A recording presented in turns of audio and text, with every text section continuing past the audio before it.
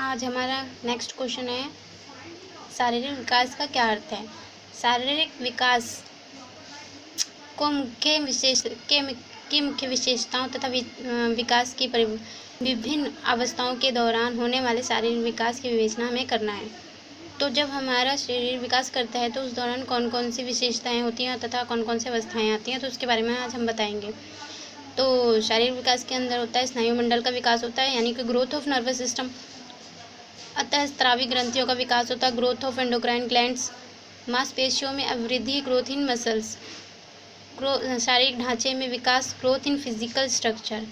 तो इस प्रकार हमारे बॉडी में विकास होता है और इन सब के ज़रिए होता है। इसमें मैंने आपके लिए 2 पॉइंट्स बना रखे हैं, जिनके अंदर कुछ पॉइंट्स हैं।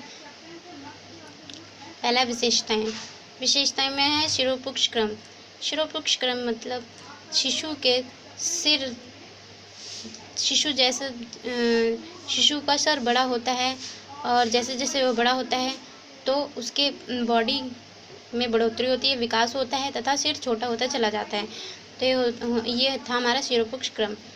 दूसरा है समीपो दूरस्थ क्रम, यानी एक सिरे से लेकर हमारे दूसरे सिरे तक विकास होता रहता है। ऐसा तो नहीं है कि हाथ पैर बढ़ रहे हैं और आपकी बॉडी नहीं बढ़ रही है। हमारी बॉडी में पूरी तरह विकास एक समान होता है। उसके बाद है बाल्यकाल व किशोरावस्था में वृद्धि व विकास में अंतर होना। बाल्यकाल में व किशोरावस्था में वृद्धि व विकास में काफ़ी अंतर होते हैं। बाल्यकाल में बच्चे में काफ़ी चेंजेस होते हैं। जैसे जैसे वो किशोरावस्था में आता है उसके बात करने का तरीका, चलने का तरीका, पढ़ने का तरीका, खेलने का तरीका चेंज होता चला जाता है। ऐसे ही है बाल्यकाल तथा किशोरावस्था में आवाज़ में परिवर्तन।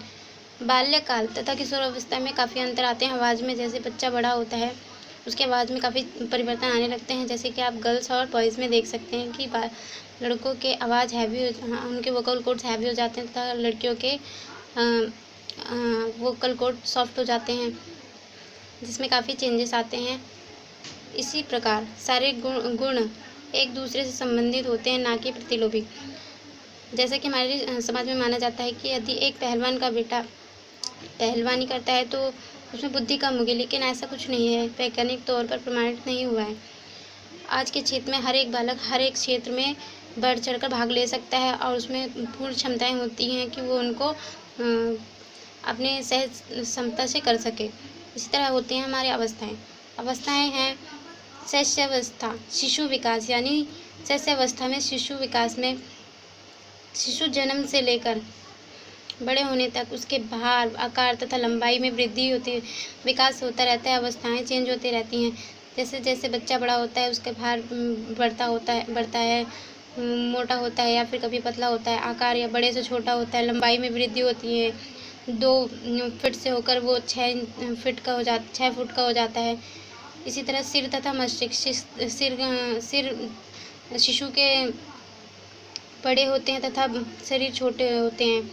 जैसे जैसे बच्चा बड़ा होता है उसके सर छोटे होते जाते हैं, शरीर बढ़ता जाता है। इसी प्रकार मस्तिष्क में भी काफ़ी प्रभाव पड़ता है, मस्तिष्क में भी वृद्धि होती है। जैसे बच्चा समाज में निकलता है उसके मस्तिष्क में और ज्ञान आते रहते हैं और वो नई नई चीज़ों को सीखता रहता है। हड्डियाँ मजबूत होती हैं, दांतों में भी काफ़ी चेंज आता है। हड्डियों में 206 से हड्डियाँ बढ़कर शिशु में सबसे ज़्यादा हड्डियाँ होती हैं। छोटे शिशु में जैसे जैसे बच्चा बढ़ता जाता है उसमें हड्डियाँ कम होती जाती हैं। दांतों में भी काफ़ी चेंजेस आते हैं। 7 से 8 साल की उम्र तक के बच्चों के दूध के दांत गिर चुके होते हैं और नए दांत आ जाते हैं। तो इस तरह दांतों में भी परिवर्तन आता है। मांसपेशियों अन्य अवयव। मांसपेशियों, अन्य ग्रंथियाँ, फुफ्फुस, नाड़ियाँ, इस तरह के हमारे शारीरिक विकास होते हैं, जिसमें इन सब के इनके कार्य करने के स्वरूप ही हमारे बॉडी का विकास बढ़ता है और इसी प्रकार हमारा शारीरिक विकास होता है।